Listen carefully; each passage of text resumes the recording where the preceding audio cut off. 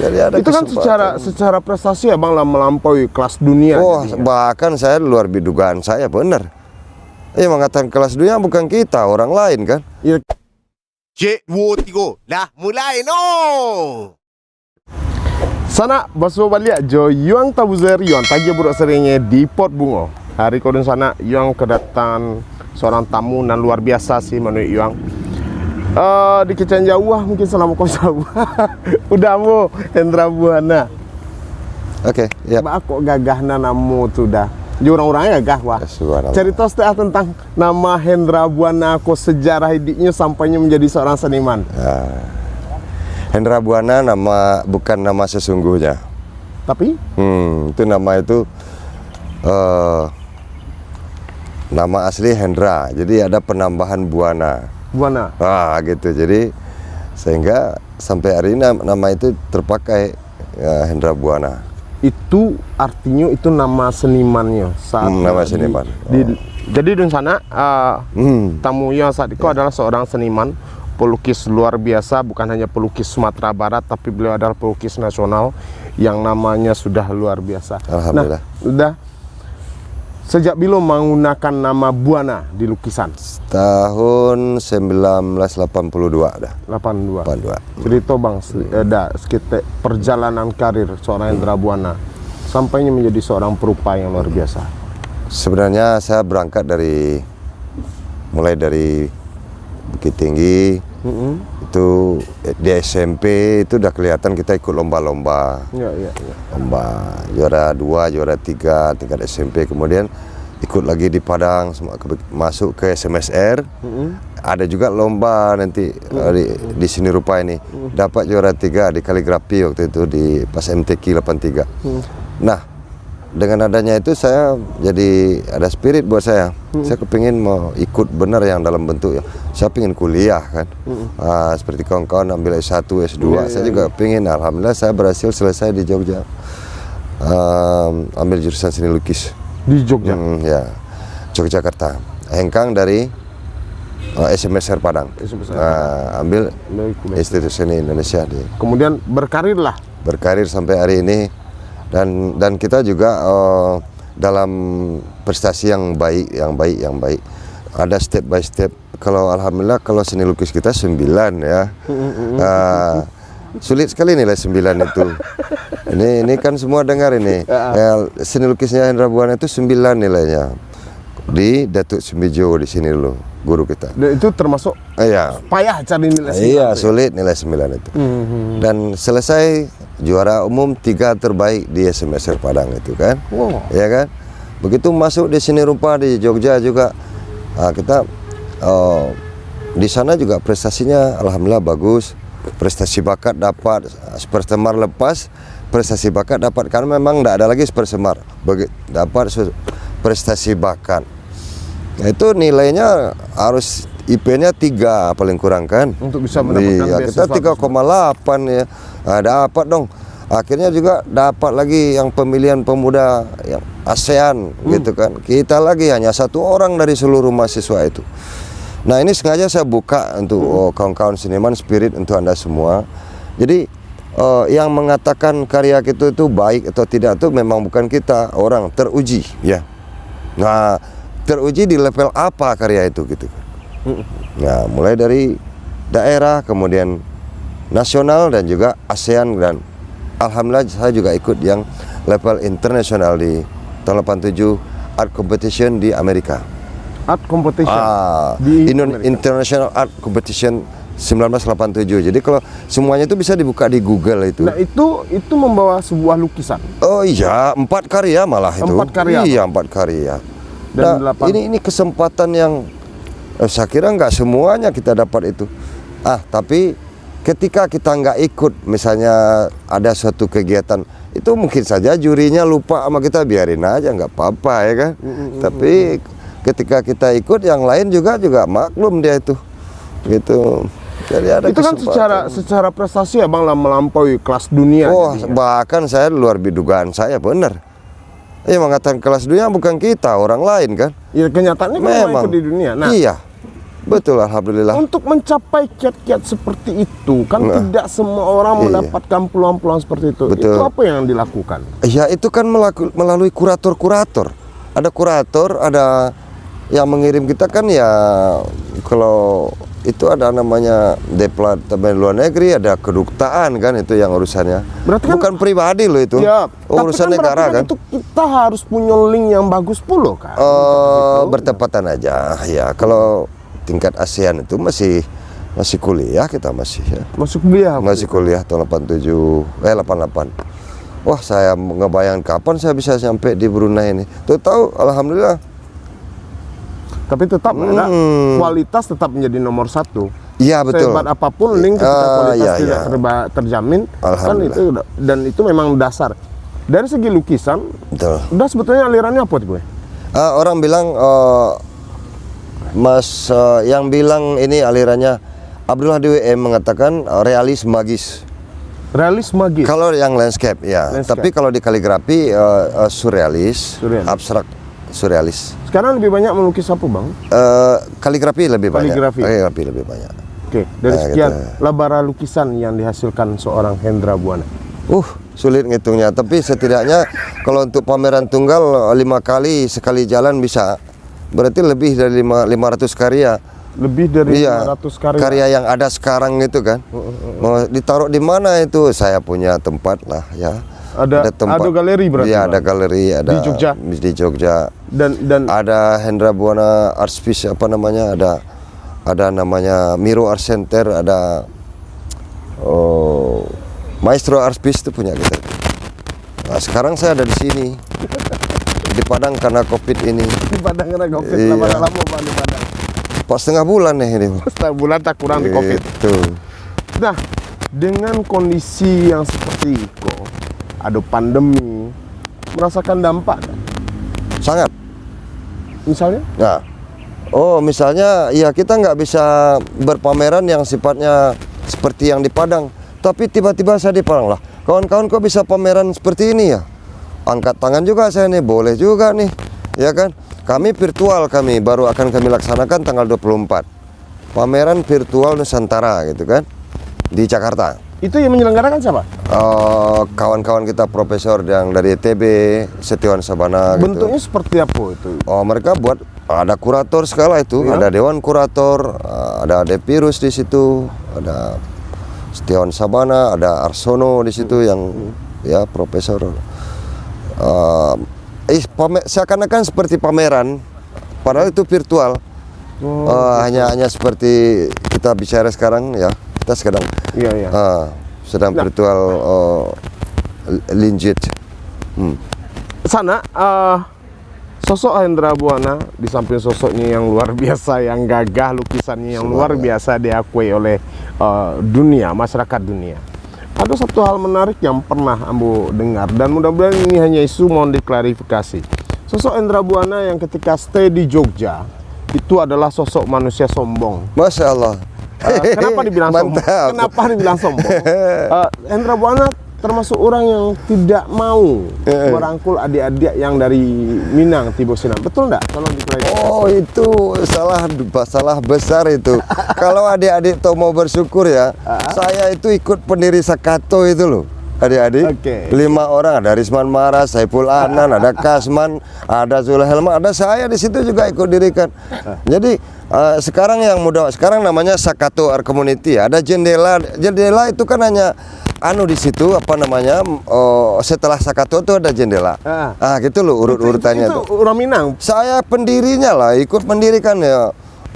Jadikanlah terbantahkan. Mudah-mudahan bisa. Mudah-mudahan ini sombong nggak? Kamu ini benar-benar Masya Allah. Itu pada walaupun yang pernah menangani seperti itu. Enggak, mungkin kalau mencari style udah, mungkin barangkali udah aku sombong barangkali. Enggak. Insya Allah enggak. Murati mah. Lah terjawab. Jadi kalau mungkin ada seniman-seniman muda yang barangkali punya potensi dan ingin belajar lebih banyak, kenapa tidak datangi beliau? Seperti itu. Karena pengalamannya. Nah, seniman perupa Sumatera Barat yang berasal dari Sumatera Barat yang lah sampai di go internasional, Ambo lah mengenal yang namanya Hendra Buana. Ada yang lain? Alhamdulillah. Banyak. Udah John Hardy John Hardy. Jangan lupa ya, John Hardy di Bali dia. Di Bali. Iya, itu lebih senior dari kita dan udah terbang kemana-mana. Yang seangkatan kita di Asri dulu, yang di atas kita sedikit lah. John Hardy. Itu orang Minajo ya? Iya. Yang lah go internasional. Gitu. Oke. Seberapa kaya seorang Hendra Buana? Oh, kalau dengan lukisan saya kaya. Saya kaya. Saya punya lukisan besar-besar. Iya. Ya kan? Tapi kalau uang, seorang seniman jangan banggakan dia punya uang. Tapi kalau karya memang saya kaya. Yang menyatakan saya orang yang bilang, ini loh masterpiece Hendra Buana. Wah, Pak Amri yang bilang. Untuk gelar doktor dulu kan, dibuat buku karya itu. Katalog itu juga pertemuan Raja dan Ratu itu. Terakhir saya suruh Rangga foto itu karya Rangga biar Papa viralkan lagi ini. Mana tahu manfaat untuk apresiasi nanti. Bentar. Rangga Iko anaknya? Ada ndah Rangga pelukis juga. Anaknya dari? Iya. Anak dari? Udah pelukis. Pelukis. Jadi, anak pun ada menurunkan bakat lukis? Ada. Dia kalau untuk di abstrak peringkat 3 nasional masuk dia. Wow. Rangga. Gitu. Iya cucu nato, kok jatuhnya ke Prambanan juga sana. Iya lah. Nah, kemudian cerita tentang ketika dengan anak ternyata juga seorang pelukis. Apa perasaan seorang senang ya, kita bangga. Dia mengidolakan saya sebagai pelukis terkenal. Dia juga disebutkan ketika dia dapat PMDK masuk ke isi Rangga, punya idola siapa? Disebutkan Basuki Abdullah, Andy Warhol, Hendra Buana juga disebutin sama dia. Jadi papanya juga idolanya dia. Saya juga senang tuh anak tuh. Papanya yang mengarahkan atau memang keinginan anak sendiri? Keinginan dia sendiri karena nilainya juga bagus waktu tamat SMA itu. Saya tanya, enggak, gimana? Mau masuk ke seni rupa atau Angga lanjutkan ini? Mau masuk ke UGM? Nilainya bagus kok. Oh, sudah jelas kok Pak, Angga mau masuk seni rupa apa katanya. Gitu, Rangga itu. Dan kini dari lukisan berbeda enggak aliran seorang anak? Sangat berbeda. Sangat berbeda. Rangga di style Andy Warhol begitu. Pelukis kelas dunia itu. Mamanya kan pelukis juga. Mamanya pelukis juga? Iya, Asnida Hasan. Jadi kami boleh dibilang artis family. Pernah enggak untuk melakukan pameran bersama? Belum. Kan menarik kok, keluarga besar Hendra Buana melakukan pameran. Amin. Nah, dari sekian banyak lukisan, ya, ada yang orang bilang seniman itu tidak perlu pembeli atau kolektor. Tapi ada yang mengatakan ya penting karena tanpa dibeli seniman mau hidup seperti dengan apa? Ada istilah seperti itu. Bang, ikuti apa? Jadi ikuti apa yang terjadi, yang bagaimana yang kini dan nanti. Jadi kalau cara-cara lama saya tidak ikut. Jadi saya ikut cara sekarang ini. Artinya apa? Seni untuk seni dan seni juga bisa untuk hidup. Itu prinsipnya. Oh, kenapa tidak orang seni bisa karyanya bisa untuk hidup? Harus berkarya kan? Nah, jadi bagaimana kita membuat satu balance antara seni untuk seni dan seni untuk hidup ini. Nah, ketika orang tidak suka dengan karya kita yang macam begini, kita punya style yang macam begini. Berarti tidak bisa terlalu idealis untuk. Tidak, jangan terlalu idealis. Idealis ini. Kita punya idealis tetap ada. Saya idealis, saya di kaligrafi kan. Tapi bukan tidak mungkin kita bisa membuat karya yang non kaligrafi karena alam kita udah dulu bagus. Ada karya udah yang berbentuk alam ya, landscape itu. Karena memang alam kita bagus. Tapi wilayah kita di kaligrafi. Karena seniman itu harus punya wilayah, tidak boleh latah. Nah, tidak boleh latah. Ya. Oh, orang bisa gini, kenapa saya nggak bisa? Bukan begitu. Caranya apa? Yang cara teman itu ruhnya kan berbeda sama kita. Kita tiru pun tidak akan bisa sama. Jadi untuk carilah wilayah sendiri. Itu baru dia keren. Baru dia diakui yang mau kelas di mana dia itu, gitu loh. Nah, seorang pelukis itu. Kalau seperti itu artinya ya boleh idealis dalam pengkaryaan barangkali, tapi tidak perlu harus seperti lukisan dijual enggak seperti itu barangkali yo. Iya ya. Jadi kadang-kadang ada pelukis itu yang enggak lah karyanya bukan tak dijual, tapi itu sebuah bentuk konsep idealisme dari seorang pelukis. Ada enggak yang seperti itu? Ada, itu namanya terlalu.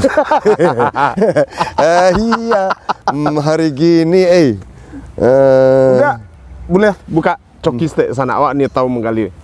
Karya termahal, bara udah jual.